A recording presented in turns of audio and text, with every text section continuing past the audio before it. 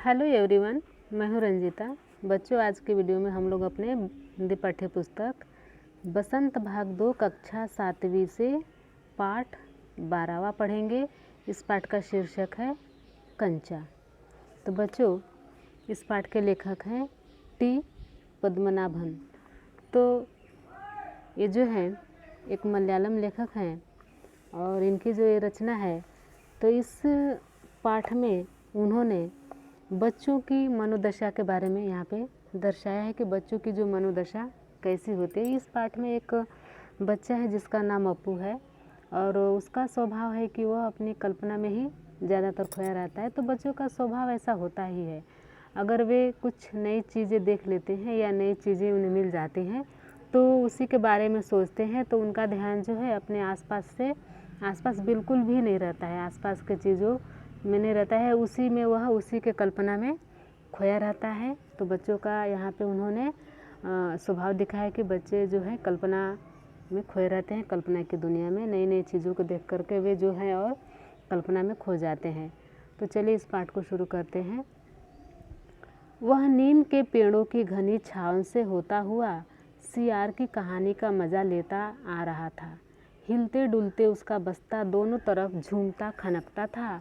Slate कभी छोटी शीशी से टकराती तो कभी पेंसिल से। यूँ वे सब उस बस्ते के अंदर टकरा रहे थे, मगर वह न कुछ सुन रहा था न कुछ देख रहा था। उसका पूरा ध्यान कहानी पर केंद्रित था। कैसी मज़ेदार कहानी कौवे और सियार की। तो देखिए, ये जो बच्चा है छोटा सा, यह जो है पढ़ने के लिए जा रहा है और उसने पीठ पर अपना बस्ता लटका रखा है और वह नीम के पेड़ की घनी छाँव से होता हुआ, यानी कि सड़क के किनारे जो नीम का पेड़ है छाँव से होता हुआ सियार और कौवे की कहानी पढ़ता हुआ जा रहा है। तो उसके पीठ पर जब बच्चा चल रहा है तो बस्ता जब टकरा रहा है तो बस्ते में की जो चीज़ें हैं आपस में टकरा रही हैं। जैसे उसमें स्लेट है, छोटी शीशी है, पेंसिल, ये आपस में टकरा रही है और वह आवाज़ हो रही है, लेकिन उस आवाज़ पर उस बच्चे का कोई ध्यान नहीं है, वो उस आवाज़ को नहीं सुन रहा है। उसका पूरा ध्यान कहाँ पर है? तो वह जो है सियार और कौवे की कहानी पढ़ता हुआ जा रहा है। सियार कौवे से बोला, प्यारे कौवे, एक गाना गाओ ना, तुम्हारा गाना सुनने के लिए तरस रहा हूँ। कौवे ने गाने के लिए मुँह खोला तो रोटी का टुकड़ा ज़मीन पर गिर पड़ा। सियार उसे उठाकर 9 2 11 हो गया। वह ज़ोर से हंसा। बुद्धू कौवा। अब देखिए, जो कहानी पढ़ रहा था उस कहानी में जो है, मतलब सियार बोलता है कौवे से कि तुम एक गाना गाओ, तुम्हारा गाना मैं सुनने के लिए तरस रहा हूँ। और जैसे ही वह गाना गाने के लिए मुंह खोलता है तो रोटी नीचे गिर जाता है और सियार उसे लेकर के भाग जाता है। तो यह सब पढ़ कर के बच्चा ज़ोर ज़ोर से हंस रहा था और उसने कहा कि कौवा बुद्धू, कि मतलब कौवा बुद्धू था। वह चलते चलते दुकान के सामने पहुँचा। वहाँ अलमारी में कांच के बड़े बड़े जार कतार में रखे थे। उनमें चॉकलेट, पिपरमेंट और बिस्कुट थे। उसकी नज़र उनमें से किसी पर नहीं पड़ी। क्यों? देखें, उसके पिताजी उसे ये चीज़ें बराबर ला देते हैं। तो देखिए, जब चलते चलते बच्चा आगे जा रहा था तो वह एक दुकान के सामने रुक गया और वहाँ पर उस दुकान पर उसकी नज़र पड़ी। देखने लगा तो वहाँ पे अलमारी में कांच के बड़े बड़े जार, कांच यानी कि शीशे के बड़े बड़े ऐसे जार होते हैं ना, रखे हुए थे। उसमें चॉकलेट थे, पिपरमिंट थे, बिस्कुट थे, लेकिन उन किसी भी चीज़ों पर उस बच्चे की नज़र नहीं पड़ी। और पड़ती भी क्यों? क्योंकि ये सारी चीज़ें उसके पिताजी उन्हें हमेशा लाके देते हैं, इसलिए उन चीज़ों पे बच्चे का ध्यान नहीं गया। फिर भी एक नए जार ने उसका ध्यान आकृष्ट किया। वह कंधे से लटकते बस्ते का फीता एक तरफ हटाकर उस जार के सामने खड़ा टुकुर टुकुर ताकता रहा। नया नया लाकर रखा गया है, उससे पहले उसने वह चीज़ यहाँ नहीं देखी है। तो देखिए, फिर भी जो है किसी भी जार की तरफ उसका ध्यान नहीं गया, लेकिन एक नया जार वहाँ पे रखा हुआ था जो इससे पहले वहाँ पे नहीं रहता था। आज उसने उस जार को पहली बार देखा था, तो उस जार के तरफ वह क्या हुआ? आकर्षित हुआ। उसने बस्ते के फीते को कंधे से लटकते हुए और उस जार के सामने खड़ा होकर के उस जार को जो है एकटक देखने लगा। यह कोई नई चीज़ लग रही है, पहले इसे यहाँ पे नहीं देखी। पूरे जार में कंचे हैं, हरी लकीर वाले बढ़िया सफ़ेद गोल कंचे, बड़े आंवले जैसे, कितने खूबसूरत हैं। अब तक ये कहाँ थे? शायद दुकान के अंदर। अब दुकानदार ने दिखाने के लिए बाहर रखा होगा। तो वो जो बच्चा है सोच रहा है कि ये जो जार यहाँ पे पहले नहीं था, ये लग रहा है कि अब ला कर के रखा गया। उसमें क्या थे? कंचे थे। कैसे कैसे कंचे थे? रंग बिरंगे, हरी लकीर वाले, सफ़ेद गोल, बड़े बड़े आंवले जैसे, कितने खूबसूरत है। अब तक ये कहाँ थे? बच्चा सोच रहा है कि अब तक ये कहाँ थे। शायद दुकानदार के अंदर रखे होंगे और शायद अब बाहर रखा है इसको दिखाने के लिए। उसके देखते देखते जार बड़ा होने लगा, वह आसमान सा बड़ा हो गया। तो वह भी उसके भीतर आ गया। वहाँ और कोई लड़का तो नहीं था, फिर भी उसे वही पसंद था। छोटी बहन के हमेशा के लिए चले जाने के बाद वह अकेले ही खेलता था। तो अब देखिए, वह बच्चा उस जार को देख करके अब कल्पना में खो गया। कल्पना की दुनिया में वह खो गया। अब वह कल्पना करने लगा कि जार जो है बहुत बड़ा हो गया, आसमान जितना बड़ा, और वह बच्चा जो है उस जार के अंदर पहुंच गया है और वहाँ पे और कोई नहीं है, क्योंकि उसे वही पसंद था। क्योंकि जब से उसकी छोटी बहन हमेशा के लिए चली गई थी, हो सकता है किसी कारणवश उसकी बहन जो है इस दुनिया में न हो, चली गई थी, तब से वह अकेले ही खेलता था। तो उसी तरह से वह कल्पना वाली दुनिया में पहुंच करके जार बड़ा हो गया है और उसमें वह पहुंच गया है और अकेला ही उसमें है। वह कंचे चारों तरफ बिखेरता मज़े में खेलता रहा। तभी एक आवाज़ आई। अब देखिए, बच्चा यहाँ पे, जैसे कि लेखक ने यहाँ पे बच्चे जो हैं कल्पना की दुनिया में बहुत जल्दी खो जाते हैं, तो बच्चा भी है कल्पना की दुनिया में पहुँच गया है कि जार बहुत बड़ा हो गया है। बच्चा उसमें पहुँच गया है और उन कंचों से खेल रहा है, कंचों को इधर उधर बिखेर रहा है। तभी उसे एक आवाज़ आई, लड़के तू उस जार को नीचे गिरा देगा। वह चौंक उठा जब उसने आवाज़ सुना कि किसी ने आवाज़ दिया कि अरे लड़के तुम उस जार को नीचे गिरा देगा। तो चौंक उठा। जार अब छोटा बनता जा रहा था। छोटे जार में हरी लकीर वाले सफ़ेद गोल कंचे, छोटे आंवले जैसे। तो यह आवाज़ दुकानदार की थी। दुकानदार ने जैसे आवाज़ दिया तो लड़का है जो कल्पना की दुनिया से बाहर निकल आया, और जैसे ही वो कल्पना से बाहर निकला तो जार छोटी हो गई और फिर उसी तरह से आंवले जैसे हरी लकीर वाले सफ़ेद गोल कंचे उस पर दिखने लगे। सिर्फ 2 जने वहाँ है, वह और बूढ़ा दुकानदार। दुकानदार के चेहरे पर कुछ चिड़चिड़ाहट थी। तो वहाँ पे बस 2 ही लोग थे, एक वह बच्चा और दूसरा दुकानदार। तो उस दुकानदार के चेहरे पे थोड़ा चिड़चिड़ाहट था। मैंने कहा ना, जो चाहते हो वह मैं निकाल कर दूंगा। वह उदास हो अलग खड़ा रहा। दुकानदार ने थोड़ा चिड़चिड़ाहट से कहा कि मैंने कहा ना, जो चाहते हो मैं निकाल कर दूं। दुकानदार ने उससे पूछा कि जो तुम चाहते हो मैं निकाल कर दूं। वह उदास होकर अलग खड़ा हो गया। क्या कंचा चाहिए? बच्चा उदास होकर अलग खड़ा हो गया। तो दुकानदार ने फिर कहा कि क्या कंचा चाहिए? दुकानदार ने जार का ढक्कन खोलना शुरू किया। उसने निषेध में सिर हिलाया।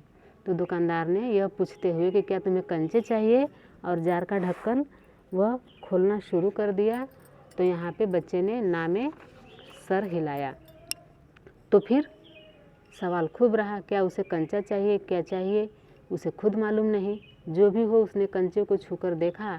जार को छूने पर कंचे का स्पर्श करने का एहसास हुआ। अगर वह चाहता तो कंचा ले सकता था। तो उसे खुद पता नहीं था कि उसे कंचे चाहिए या क्या चाहिए, लेकिन उसने कंचे को छूकर देखा। जार को छुआ तो उसे लगा कि उसने कंचे को छू लिया, लेकिन वो चाहता तो कंचा ले सकता था। लिया होता तो स्कूल की घंटी सुनकर वह बस्ता थामे हुए दौड़ पड़ा। वह कंचा ले सकता था, लेकिन तभी उसने स्कूल की घंटी सुनी और वह अपने बस्ते को थामे हुए दौड़ पड़ा। देर से पहुंचने वाले लड़कों को पीछे बैठना पड़ता है। उस दिन वही सबके बाद पहुंचा था, इसलिए वह चुपचाप पीछे की बेंच पर बैठ गया। तो जो बच्चे देर से पहुंचते थे स्कूल में, उन्हें पीछे बैठना पड़ता था। तो आज जो है यही बच्चा देर से पहुंचा था, तो वह चुपचाप पिछले बेंच पे बैठ गया। सब अपनी अपनी जगह पर हैं। रामन अगली बेंच पर है, वह रोज़ समय पर आता है। तीसरी बेंच के आखिर में मल्लिका के बाद अम्मू बैठी है। जॉर्ज दिखाई नहीं पड़ता। तो यहाँ पे बच्चों का वर्णन हो रहा है कि कौन बच्चा जो है कहाँ पे बैठा है, लेकिन जॉर्ज दिखाई नहीं पड़ा। लड़कों के बीच जॉर्ज ही सबसे अच्छा कंचे का खिलाड़ी है। कितना भी बड़ा लड़का उसके साथ खेले, जॉर्ज से मात खाएगा। हारने पर यूं ही विदा नहीं हो सकता, हारे हुए को अपनी बंद मुट्ठी ज़मीन पर रखनी होगी। तब जॉर्ज कंचा चलाकर बंद मुट्ठी के जोड़ों की हड्डी तोड़ेगा। तो देखिए यहाँ पे बच्चा सोच रहा है कि आज जॉर्ज नहीं आया है, क्योंकि जॉर्ज ही ऐसा लड़का था जो कंचे अच्छा खेलता था। चाहे कितना भी बड़ा लड़का उसके साथ खेले वह उसे हरा देता था, लेकिन हारने के बाद ऐसे ही नहीं जाने देता था। जो हारता था उसको मुट्ठी बंद करके ज़मीन पर रखनी पड़ती थी, और तब जॉर्ज जो है कंचा चलाकर बंद मुट्ठी के जोड़ों को मतलब उस पर चोट पहुंचाता था। जॉर्ज क्यों नहीं आया? अरे हाँ, जॉर्ज को बुखार है ना। उसे रामन ने यह सूचना दी थी। उसने मल्लिका को सब बताया था। जॉर्ज का घर रामन के घर के रास्ते में पड़ता है। अप्पू कक्षा की तरफ ध्यान नहीं दे रहा है, तो वह सोच रहा था कि जॉर्ज क्यों नहीं है। फिर उसे याद आया कि अरे जॉर्ज को तो बुखार है। यह सूचना उसको रामन ने दी थी, और उसका घर रामन के रास्ते में ही पड़ता है, इसलिए रामन ने यह बताया था कि जॉर्ज को बुखार है। और इस तरह से अप्पू का ध्यान कक्षा की तरफ नहीं था, वह कक्षा की तरफ ध्यान नहीं था। अप्पू जो यही लड़का था, इसी का नाम था। मास्टर जी, उसने हड़बड़ी में पुस्तक खोलकर सामने रख ली। रेलगाड़ी का सबक था। तो यहाँ पे मास्टर जी यानी कि टीचर आ गए, तो उसने हड़बड़ी में किताब को खोल करके अपने सामने रख ली। तो रेलगाड़ी का सबक था, यानी कि आज का जो पाठ था क्या था? रेलगाड़ी। तो रेलगाड़ी रेलगाड़ी यही उस पाठ का नाम था। पृष्ठ 37। घर पर उसने यह पाठ पढ़ लिया है। मास्टर जी बीच बीच में बेंत से मेज ठोकते हुए ऊंची आवाज़ में कह रहे थे, बच्चों, तुम में से कई ने रेलगाड़ी देखी होगी। उसे भाप की गाड़ी भी कहते हैं, क्योंकि उसका यंत्र भाप की शक्ति से ही चलता है। भाप का मतलब पानी से निकलती भाप से है। तुम लोगों के घरों के चूल्हे में भी। तो मास्टर जी यहाँ पे रेलगाड़ी का पाठ पढ़ा रहे हैं, और बीच बीच में मेज को छड़ी से ठोकते हुए ऊंची आवाज़ में कह रहे हैं कि बच्चों, तुमने सभी ने तो रेलगाड़ी देखी होगी। उस रेलगाड़ी को भाप की गाड़ी भी कहते हैं, क्योंकि उसका जो यंत्र होता है यानी कि इंजन, वो भाप की शक्ति से चलता है। भाप का क्या मतलब होता है? तो पानी से जो निकलती है भाप। तो तुम लोगों के घरों में भी, चूल्हे में भी। इतना बात मास्टर जी की अधूरी रह गई। और आगे देखिए मास्टर जी क्या कहते हैं। अप्पू ने भी सोचा, रेलगाड़ी, उसने रेलगाड़ी देखी है, छुक छुक छुक, यही रेलगाड़ी है। वह भाप की भी गाड़ी का मतलब। मास्टर जी की आवाज़ अब कम ऊंची थी। वे रेलगाड़ी के हर एक हिस्से के बारे में समझा रहे थे। अब अप्पू ने जब सुना तो वह सोचने लगा कि हाँ, रेलगाड़ी तो मैंने देखी है, छुक छुक करती है। और उस भाप का मतलब भी, भाप की भी गाड़ी का मतलब वो समझ गया था। और अब मास्टर जी की आवाज़ उसे कम सुनाई दे रही थी। क्यों? क्योंकि अब अप्पू धीरे धीरे कल्पना की दुनिया में पहुंच रहा था। अप्पू धीरे धीरे कहाँ पहुंच रहा था? अपनी कल्पना की दुनिया में, क्योंकि अब उसने सोचना चालू कर दिया था रेलगाड़ी के बारे में। तो मास्टर जी यहाँ पे रेलगाड़ी के हर हिस्से के बारे में समझा रहे थे। अब देखिए, पानी रखने के लिए खास जगह है, इसे अंग्रेजी में बॉयलर कहते हैं। यह लोहे का बड़ा पिप्पा है। मास्टर जी समझा रहे हैं कि पानी रखने के लिए इसमें खास जगह होती है, जिसको बॉयलर कहते हैं, और एक लोहे का बड़ा सा पिप्पा होता है। लोहे का एक बड़ा कांच का जार, लोहे का एक बड़ा कांच का जार, उसमें हरी लकीर वाले सफ़ेद गोल कंचे, बड़े आंवले जैसे। जॉर्ज जब अच्छा होकर आ जाएगा तब उससे कहेगा। उस समय जॉर्ज कितना खुश होगा। सिर्फ वो दोनों खेलेंगे और किसी को साथ खेलने नहीं देंगे। अब अप्पू का ध्यान है जो भटक गया है। मास्टर जी ने पानी रखने वाले बॉयलर यानी लोहे का पिप्पे का यहाँ पे जिक्र किया, तो अप्पू जो है लोहे का बड़ा कांच का जार सोचने लगा, और उसमें उसे क्या दिखाई देने लगे? तो कंचे दिखाई देने लगे। और यह सोचने लगा कि जब जॉर्ज अच्छा होकर आएगा तो वो उसको उसके बारे में बताएगा, और फिर वे दोनों ही खेलेंगे और किसी को भी साथ में नहीं खेलने देंगे। उसके चेहरे पर चौक का टुकड़ा आ गिरा। अनुभव के कारण वह उठकर खड़ा हो गया। मास्टर जी गुस्से में है, क्योंकि अप्पू जो है कल्पना की दुनिया में पहुंच गया था। उसका ध्यान पढ़ाई की तरफ नहीं था। तभी अचानक उसके मुंह पर चौक का टुकड़ा आकर गिरा। और यह किसने चलाया था? तो मास्टर जी ने चलाया था। तो अप्पू तुरंत उठकर खड़ा हो गया। मास्टर जी गुस्से में है। अरे तू उधर क्या कर रहा है? उसका दम घुट रहा था। बोल। वह खामोश खड़ा रहा। तो मास्टर जी ने सवाल किया कि तुम उधर क्या कर रहे हो? तो अप्पू का तो वहाँ पे दम घुट रहा था। तो फिर मास्टर जी बोले कि बोल। वह खामोश खड़ा रहा। क्या नहीं बोलेगा?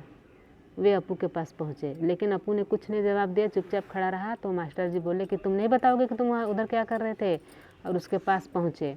सारी कक्षा सांस रोके हुए उसी तरफ देख रही है। उसकी घबराहट बढ़ गई। अब जैसे ही मास्टर जी टीचर जो है अप्पू के पास पहुँचे, तो सारी कक्षा के जो बच्चे थे सांस रोके हुए उसी की तरफ देख रहे थे, और इस तरह से अप्पू की घबराहट बढ़ गई। मैं अभी किसके बारे में बता रहा था? मास्टर जी ने सवाल किया कि मैं अभी क्या पढ़ा रहा था, किसके बारे में बता रहा था? कर्मठ मास्टर जी उस लड़के का चेहरा देखकर समझ गए कि उसके मन में और कुछ है। शायद उसने पाठ पर ध्यान दिया भी हो। अगर दिया है तो उसका जवाब उसके मन से बाहर ले आना है, इसी में उनकी सफलता है। तो टीचर चूँकि चालाक थे, वो समझ गए थे कि बच्चे का जो है ध्यान कहीं और है, उसने शायद पाठ सुना नहीं है, और अगर सुना है तो उसके अंदर क्या है वह उसके जुबान पे लाना है, बाहर लाना है। ऐसे इसलिए उन्होंने सवाल किया कि मैं अभी किसके बारे में बता रहा था। हाँ हाँ बता, डरना मत। तो टीचर ने कहा कि हाँ हाँ बताओ, डरो मत, मैं अभी क्या पढ़ा रहा था। मास्टर जी ने देखा अप्पू की ज़बान पर जवाब था, क्योंकि टीचर को लगा कि इसे मालूम है, यह बताना चाहता है कि मैं क्या पढ़ा रहा हूँ, लेकिन यह डर रहा है। तो इसलिए उन्होंने कहा कि डरो मत, बताओ। हाँ हाँ, वह काँपते हुए बोला कंचा कंचा। तो वह काँपते हुए बोला कि कंचा कंचा। वे सकपका गए। कक्षा में भूचाल आ गया। Stand up. तो चूँकि यहाँ पे अप्पू का ध्यान तो कंचों की तरफ था, तो उसने कह दिया कि मास्टर जी ने पूछा कि मैं अभी किस बारे में पढ़ा रहा था, तो उसने बोल दिया कि कंचा। तो अब तो सारे कक्षा में भूचाल आ गया। टीचर ने बोला स्टैंड अप। मास्टर साहब की आंखों में चिंगारियाँ सुलग रही थी, क्योंकि टीचर अब गुस्सा हो गए। इसका मतलब अप्पू का ध्यान पढ़ाई पर बिल्कुल नहीं था, वे कंचों के बारे में सोच रहा था। अप्पू रोता हुआ बेंच पर चढ़ गया। तो मास्टर जी ने उसे खड़े होने को कहा, तो वो रोता हुआ बेंच पर चढ़ गया। पड़ोसी कक्षा के टीचर ने दरवाजे से झांक कर देखा, क्योंकि टीचर ने गुस्से में जोर से बोला था, जोर आवाज़ में। तो बगल वाले कक्षा में जो टीचर पढ़ा रहे थे, उन्होंने दरवाजे के पास आकर झांक कर देखा। फिर सम्मिलित हंसी, फिर सब लोग मिलकर हंसे। ठीक है, तो रोकने की पूरी कोशिश करने पर भी वह अपना दुख रोक न सका, सुबकता रहा। अब सभी जब बच्चे हंसने लगे, बगल वाले कक्षा के टीचर भी आके, तो अब ये जो है इससे रोका नहीं गया, और वह सुबकता रहा, यानी कि रोने लगा। रोते रोते उसका दुख बढ़ता ही गया। सब उसकी तरफ देख कर उसकी हंसी उड़ा रहे हैं, रामन, मल्लिका, सब। तो जैसे ही रो रहा था तो उसका दुख और बढ़ रहा था, क्योंकि सारे कक्षा के बच्चे उसको देख करके उसकी हंसी उड़ा रहे थे। बेंच पर खड़े खड़े उसने सोचा, दिखा दूंगा सबको, जॉर्ज को आने दो। जॉर्ज जब आ जाए, जॉर्ज के आने पर वह कंचे खरीदेगा। इनमें से किसी को भी वह खेलने नहीं बुलाएगा। कंचे को देखे ललचाएंगे, इतना खूबसूरत कंचा है, हरी लकीर वाले सफ़ेद गोल कंचे, बड़े आंवले जैसे। तो यहाँ पे वह रो रहा है, और बच्चे जो सब उसका मजाक उड़ा रहे हैं। तो वह अपने मन में सोच रहा है, गुस्से से अपने मन के भीतर सोच रहा है कि सब मेरी हंसी उड़ा रहे हो ना, आने दो जॉर्ज को, मैं सबको सबक सिखाऊंगा। मैं कंचे खरीदूंगा, इतने सुंदर सुंदर कंचे, और मैं किसी को भी नहीं खेलने दूंगा, सिर्फ जॉर्ज को खिलाऊंगा, सबको ललचाऊंगा। ऐसा वह सोच रहा था। तब शक हुआ, कंचा मिले कैसे? क्या मांगने पर दुकानदार देगा? जॉर्ज के साथ लेकर पूछे तो नहीं तो यहाँ पे फिर अब वो सोच रहा है कि अब ये बात का शक हुआ कि कंचा आखिर मिलेगा कैसे? क्या मांगने से दुकानदार दे देगा? जॉर्ज को साथ लेकर पूछे तो नहीं दे तो अब इसके मन में तरह तरह के सवाल उठ रहे हैं कि कंचा मिलेगा कैसे? क्या दुकानदार मांगने से देगा, या फिर जॉर्ज को साथ लेकर पूछेंगे तो देगा, नहीं दिया तो? किसी को शक हो तो पूछ लो। मास्टर जी ने उस घंटे का सबक समाप्त किया। क्या किसी को कोई शक नहीं? तो मास्टर जी का घंटी ख़त्म हुआ, और उन्होंने कहा कि पाठ के बारे में किसी को कोई शक हो तो पूछ लो। तो किसी ने कुछ नहीं पूछा, तो उन्होंने पूछा कि क्या किसी को कोई शक नहीं? अप्पू की शंका अभी दूर नहीं हुई थी। वह सोच रहा था, क्या जॉर्ज को साथ ले चलने पर दुकानदार कंचा नहीं देगा? अगर खरीदना ही पड़े तो कितने पैसे लगेंगे? तो अप्पू के मन में तो कुछ और ही चीज़ के बारे में शंका थी। वो उसी के बारे में सोच रहा था कि अगर जॉर्ज को लेकर दुकानदार के पास गए तो क्या दुकानदार कंचा नहीं देगा? अगर खरीदना पड़ेगा तो कितने पैसे लगेगा? रामन ने मास्टर जी से सवाल किया, और उसे सवाल का जवाब मिला। तो रामन जिसके पास कुछ शंका था उसने टीचर से पूछा और उसका समाधान हुआ। अम्मिणी ने शंका का समाधान कराया। कई छात्रों ने यह दोहराया, यानी कि जिन छात्रों को जो भी समस्या थी उन्होंने टीचर से पूछा और टीचर ने उसका सॉल्यूशन दिया। अपू क्या सोच रहे हो, मास्टर जी ने पूछा। तो मास्टर जी ने अपू से पूछा कि तुम क्या सोच रहे हो अपू। पूछ लो ना, शंका क्या है। शंका ज़रूर है। टीचर ने कहा कि ज़रूर कोई शंका तुम्हारे मन में है तो पूछ लो। क्या जॉर्ज को साथ ले चलने पर दुकानदार कंचे देगा? नहीं तो कितने पैसे लगेंगे? क्या 5 पैसे में मिलेगा, 10 पैसे में? क्या सोच रहे हो? पैसे क्या? कितने पैसे चाहिए? किसके लिए? वह कुछ नहीं बोला। यहाँ पे अपू के मुंह से जो है अनायास ही यह बात निकल गई। अपू चूँकि मन में सोच रहा था तो वह उसने कहा कि कितने पैसे लगेंगे, 10 पैसे या 5 पैसे, कितने पैसे में कंचे दुकानदार देगा। तो वो बोल रहे हैं कि कितने पैसे चाहिए, किसके लिए। लेकिन अपू कुछ नहीं बोला। हरी लकीर वाले सफ़ेद गोल कंचे उसके सामने से फिसलते गए। यानी कि अपू ने टीचर से कोई सवाल नहीं किया, बस उसके मन में, उसके कल्पना में वो कंचे ही बसे हुए थे। मास्टर जी ने पूछा, क्या रेलगाड़ी के लिए? फिर टीचर ने पूछा कि किसके लिए तुम्हें पैसे चाहिए? रेलगाड़ी के लिए। कितने पैसे चाहिए? उसने सर हिलाया। तो अपू चूँकि इस दुनिया में था ही नहीं, वो तो कल्पना की दुनिया में खोया हुआ था। तो टीचर ने कहा कि किस लिए तुम्हें पैसा चाहिए, तुम पैसों की बात कर रहे हो? रेलगाड़ी के लिए। तो उसने हाँ में सर हिलाया। तब टीचर ने कहा कि बेवकूफ़, रेलगाड़ी को पैसे से खरीद नहीं सकते, अगर मिले तो उसे लेकर क्या करेगा? तो टीचर ने कहा कि अरे बेवकूफ़, रेलगाड़ी को पैसे से नहीं खरीद सकते हैं, और अगर तुम्हें मिले तो तुम उसे लेकर क्या करेगा? वह खेलेगा जॉर्ज के साथ, रेलगाड़ी नहीं कंचा। चपरासी एक नोटिस लाया। मास्टर जी ने कहा, जो फीस लाए हैं वे ऑफिस जाकर जमा कर दें। तो उसके बाद क्या हुआ कि वह तो अपने मन में यही सोच रहा था कि वह तो जॉर्ज के साथ खेलेगा, रेलगाड़ी नहीं बल्कि कंचा खेलेगा। तभी चपरासी एक नोटिस लेकर आया और टीचर ने उस नोटिस को पढ़ा और पढ़ने के बाद सभी बच्चों से कहा कि जो भी बच्चे फी लाए हैं वे ऑफिस में जाकर जमा कर दें। नोटिस टीचर ने सुना दिया। तो बच्चों, आज की वीडियो में हम लोग यहीं तक पढ़ेंगे, चूँकि पाठ लंबा है। इस पाठ का अगला भाग हम लोग अपने अगले वीडियो में पढ़ेंगे, ठीक है। तब तक आप लोग वीडियो को देखें और पढ़ें और समझें, ठीक है। Thank you.